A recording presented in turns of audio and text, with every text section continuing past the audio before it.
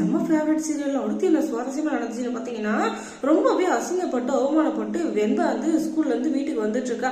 அங்க இருக்கிற எல்லா பசங்களும் பயங்கரமா கிண்டல் அடிச்சிட்டு இருக்காங்க. எங்க அம்மா இப்படி எடுத்துட்டு வந்தாங்களே, சாப்பாடு கொண்டு வந்தாங்களே, சோறு விட்டு விட்டாங்களே, அப்படி இப்படின்னு சொல்லிட்டு பயங்கரமா பீட்டு விட்டுங்கிறாங்க. அதெல்லாம் கேட்ட மல்லியோட பொண்ணு வெண்பாக்கு பயங்கரமா டென்ஷன் ஆயிடுது. இன்னொரு பக்கம் ரொம்பவே வருத்தமாவும் ஆயிடுது. ஐயோ, நம்ம அம்மாவும் வரல, நம்ம அப்பாவும் வரல, அந்த காஸ்டியூமை நம்ம காலையில் எடுத்துட்டு வந்திருந்தா இந்த காம்படிஷன்லயாச்சும் நம்ம ஏதாச்சும் பண்ணிருக்கலாம். அதுக்கும் வழி இல்லை, எதுக்குமே இது இல்லாம பண்ணிட்டாங்க, அவங்கள சும்மா விடக்கூடாது அப்படின்னு சொல்லிட்டு பயங்கர கோபத்தோட வந்துட்டு இருக்கா.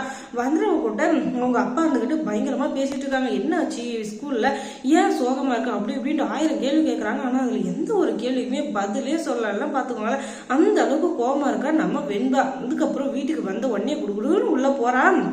உங்களெல்லாம் வந்து மல்லி வழியிலே உட்காந்துட்டு இருக்காங்க. ஆனா மல்லி கிட்ட பேசாம நேரா போயிட்டு இருக்கா. உடனே மல்லி இதுக்கிட்டு, தங்கம் என்னாச்சு வெண்பா, தங்கம் ஏன் என்ன பார்க்காத மாதிரியே போற, காம்படிஷன் என்னாச்சு அப்படின்னு சொல்ல, அதான் நீங்க ரொம்ப அழகா வந்தீங்கல்ல, அதனாலதான் நான் பேசி ஜெயிச்சு கப்பே வாங்கிட்டு வந்துட்டேன். தயவு செஞ்சு என்கிட்ட பேசிடாதீங்க. இன்னைக்கே அம்மான்ற ஒருத்தர் எனக்கு இல்லவே இல்லை என் வாழ்க்கையில. நீங்க எனக்கு தேவையே இல்லை. நீங்க இப்ப மட்டும் இல்லை, எனக்கு எத்தனை முறை ரொம்ப அசிங்கப்பட்டிருக்கீங்க, ரொம்ப கஷ்டப்பட்டிருக்கீங்க. இதுக்கு மேலேயும் உங்களை வந்து பார்க்கணும் பேசணும்னு நான் நினைக்கவே மாட்டேன். தயவு செஞ்சு இனிமே என்கிட்ட அம்மான்னு சொல்லிட்டு வந்துடாதீங்க அப்படின்னு சொல்லிட்டு உள்ள போயிடுறான். உடனே விஜய் இருந்துகிட்டு, இப்போ உனக்கு சந்தோஷமா, என் பொண்ணோட மனசை கஷ்டப்பட்டுட்டேன், அவன் மனசு கஷ்டப்படக்கூடாதுன்றதுக்காக உன்னை அம்மான்னு சொல்லி கான்ட்ராக்ட்ல வீட்டுக்கு கூட்டு வந்தேன். ஆனா நீ பொண்ணை தான் அள வைக்கிற, இதுல இருந்தே தெரிஞ்சு போச்சு, இனிமே நீ தேவையில்லை அப்படின்னு சொல்லிட்டு தயவு செஞ்சு இனிமே எங்க வீட்லயே இருக்காத, தயவு செஞ்சு போயிடு அப்படின்னு சொல்லிட்டு நம்ம விஜய் சொல்லிடுறாரு. உடனே நானும் அதுதாங்க சொல்றேன், வீட்டு போயிருந்தா சொல்றேன். ஆனா அதுக்கு முன்னாடி வெண்பாவோட மனசுல என்ன பத்தின வன்மத்தை நான் விதைக்கணும்.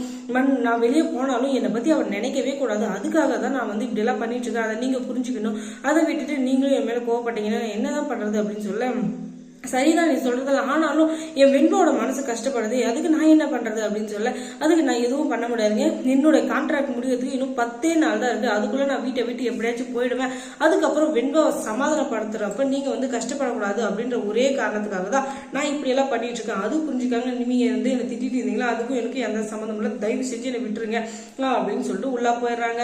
அது எல்லாத்தையும் யோசிச்சு பார்த்து நம்ம விஜய் இருந்துக்கிட்டு, இதுவும் ஒரு பக்கம் உண்மைதான், நம்ம வாழ்க்கையில யாருமே தேவையில்லை, எனக்கு வெண்பாக்கு நான் அப்படின்ற ஒரு இதுலயே நான் வந்து போயிடுறேன்.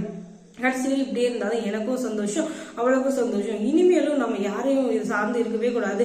நம்ம கிட்ட எதுவும் இல்லை அப்படின்றத நம்ம நினைக்காம இருக்கிறத வச்சு சந்தோஷமா இருக்கணும். அதை நம்ம வெண்பாக்கும் கத்துக் கொடுக்கணும் அப்படின்னு சொல்லிட்டு விஜயத்தை முடிவெடுத்துறாரு.